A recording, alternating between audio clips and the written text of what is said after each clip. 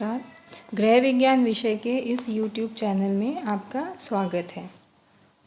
आज हम मानव शरीर क्रिया विज्ञान एवं स्वास्थ्य विज्ञान विषय के अंतर्गत ऊतक एवं अंग संस्थान चैप्टर का अध्ययन करेंगे। इस अध्याय में हम इस बात की चर्चा करेंगे कि ऊतक क्या होते हैं, ऊतक कितने प्रकार के होते हैं एवं विभिन्न प्रकार के ऊतकों का शरीर में क्या कार्य होता है। इन सब की चर्चा आज हम इस अध्याय में करेंगे। ऊतक को पढ़ने से पहले, इससे पहले जो हमने अध्याय पढ़ा था कोशिका क्या होती है, कोशिका के अंदर पाए जाने वाले कोशिकांग क्या क्या हैं, उन कोशिका एवं कोशिकांगों के क्या कार्य हैं, उन सब का अध्ययन हम विस्तार से कर चुके हैं। तो अब हम ऊतक अध्याय में प्रवेश करते हैं।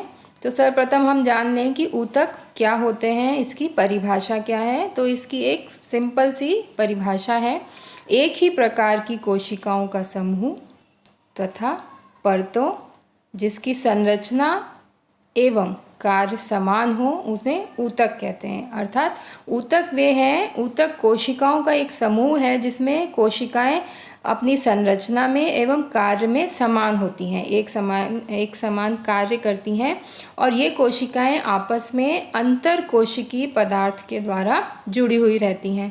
और यह अंतर कोशिकीय पदार्थ जो है ये कोलेजन नामक प्रोटीन का बना हुआ होता है और यह इन कोशिकाओं को आपस में जोड़े रखता है। तो ऊतक की कोशिकाओं के बीच में एक तरल द्रव भी पाया जाता है जिसे ऊतक द्रव कहते हैं। तो इस प्रकार ऊतक की जो अलग अलग संरचनाएं हैं उनके आधार पर, उनके कार्यों के आधार पर ऊतक को मुख्य रूप से 4 भागों में बांटा गया है, जो इस प्रकार है।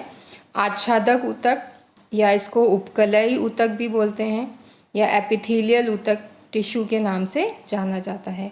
दूसरा मुख्य ऊतक है संयोजी ऊतक जिसे कनेक्टिव टिश्यू कहा जाता है।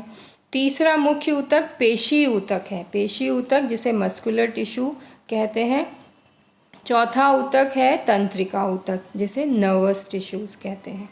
तो ये मुख्यतः 4 प्रकार के ऊतक हैं जो हमारे शरीर में पाए जाते हैं। अब इन 4 प्रकार के ऊतकों के अंदर भी अनेक प्रकार के ऊतक हैं। तो हम सर्वप्रथम अध्ययन करेंगे आच्छादक ऊतक, एपिथेलियल टिश्यू का आज हम अध्ययन करेंगे। तो एपिथेलियल टिश्यूज़ जो होते हैं ये ऊतक शरीर और इसके विभिन्न अंगों के बाहर और भीतरी सतह का निर्माण यह करते हैं। जैसे हमारी त्वचा के पर जो ऊतक पाया जाता है वह आच्छादक ऊतक होता है। तो इस तरह ये शरीर पर एक आवरण या झिल्ली बना लेते हैं और ये इन्हें एक रक्षात्मक त्वचा के तरह कार्य करते हैं। प्रोटेक्टिव स्किन हमारे शरीर पर बनाते हैं जिससे कि बाहरी वातावरण, बाहरी बैक्टीरिया, वायरस का प्रभाव सीधा हमारी स्किन पर न पड़े। और इस प्रकार ये शरीर की विभिन्न ग्रंथियों तथा अन्य भीतरी अंग जैसे पाचन अंग, श्वसन अंग, रक्तवाहिनियाँ, ग्रंथियाँ आदि की नलियों में आच्छादक ऊतक पाए जाते हैं। इन सभी अंगों और तंत्रों का विस्तार से अध्ययन हम आगे के अध्याय में करेंगे। और अगर इसका मुख्य कार्य जो है ये पदार्थों का स्रवण करता है, अंगों की रक्षा करता है और इस प्रकार यह ऊतक बाह्य झिल्ली का कार्य करते हैं। बाह्य वस्तुओं, बैक्टीरिया, वायरस आदि को यह हमारे शरीर में प्रवेश करने से रोकते हैं।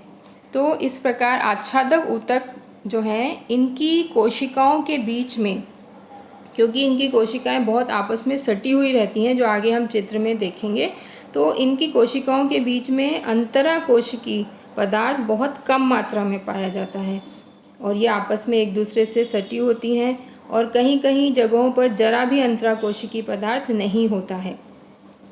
तो इस प्रकार ये आपस में कुछ दृढ़ बंधकों द्वारा जुड़ी हुई रहती हैं। अब हम अध्ययन करते हैं कि यह जो आच्छादक ऊतक है, यह आच्छादक ऊतक को पुनः 2 प्रकार के ऊतकों में बांटा गया है। उनकी संरचना और उनके कार्य के आधार पर यह वर्गीकरण दिया गया है, जिसमें सामान्य आच्छादक ऊतक और संयुक्त आच्छादक ऊतक या संयुक्त आच्छादक ऊतक को स्तरित उपकला भी कहा जाता है। तो अब हम अध्ययन करते हैं सामान्य आच्छादक ऊतक। तो सामान्य आच्छादक ऊतक जो होते हैं, इनमें कोशिकाओं की केवल एक लेयर होती है, एक परत होती है। अब उस परत में जो कोशिका की संरचनाएं हैं वो भिन्न भिन्न होती हैं। उस आधार पर पुनः सामान्य आच्छादक ऊतक को 5-6 वर्गों में विभाजित कर दिया गया है, जिसके नाम इस प्रकार हैं: शल्कीय उपकला, स्तंभाकार उपकला, घनाकार उपकला, रोमिक उपकला या इसको पार्श्माभिक उपकला भी कहते हैं, ग्रंथिल उपकला और संवेदी उपकला। इस प्रकार यह सामान्य आच्छादक ऊतक 6 प्रकार के आच्छादक ऊतकों में विभाजित होता है। इसमें हम सर्वप्रथम अध्ययन करते हैं शल्कीय उपकला का। शल्कीय उपकला जो है, इसकी कोशिकाएं चपटी होती हैं और चौड़ी होती हैं, और फर्श, इसको हम ऐसे समझ सकते हैं जैसे हमारे फर्श पर टाइल्स लगी हुई हैं। तो जिस तरह से टाइल्स बिछी हुई दिखाई देती हैं, उसी तरह से यह शल्कीय उपकला हमारी त्वचा के ऊपर एक परत के रूप में उपस्थित होती है। और इन कोशिकाओं, क्योंकि ये कोशिकाएं आपस में बिल्कुल चिपकी हुई होती हैं, अतः इनके बीच में अंतर कोशिकीय पदार्थ बिल्कुल भी नहीं होता है। और यह जो ऊतक है, इसका मुख्य कार्य जो होता है वो रक्षा करना है। रक्षा करना अर्थात हमारे शरीर के ऊपर एक आवरण का निर्माण करते हुए बाहरी वातावरण का प्रभाव, बैक्टीरिया, वायरस आदि से हमारे शरीर को बचाना है। और इस प्रकार की जो शल्कीय उपकला है, ये रक्त वाहिनियों में, लसिका वाहिनियों में, हमारे जो लंग्स हैं उनके वायु कोशों में, स्किन के ऊपर यह झिल्ली के रूप में यह ऊतक पाए जाते हैं। जैसा कि आप इसकी संरचना में देख रहे हैं, शल्कीय उपकला जो है वो बिल्कुल चपटी और चौड़ी होती हैं, और फर्श पर जैसे टाइल्स बिछी होती हैं उसी तरह से ये बिछी हुई दिखाई देती हैं। इनके बीच में अंतराकोशिकीय पदार्थ बिल्कुल भी दिखाई नहीं दे रहा है।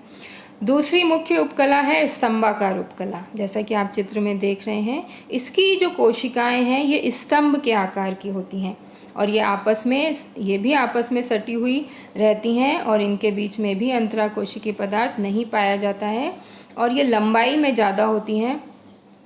और ये जो इस प्रकार की जो उपकला है, ये आंत, पित्ताशय की भीतरी दीवार पर पाई जाती हैं, और इनका जो मुख्य कार्य होता है वो कार्य स्त्रवण का कार्य एवं अवशोषण का कार्य होता है। इसके पश्चात हम अध्ययन करते हैं घनाकार उपकला।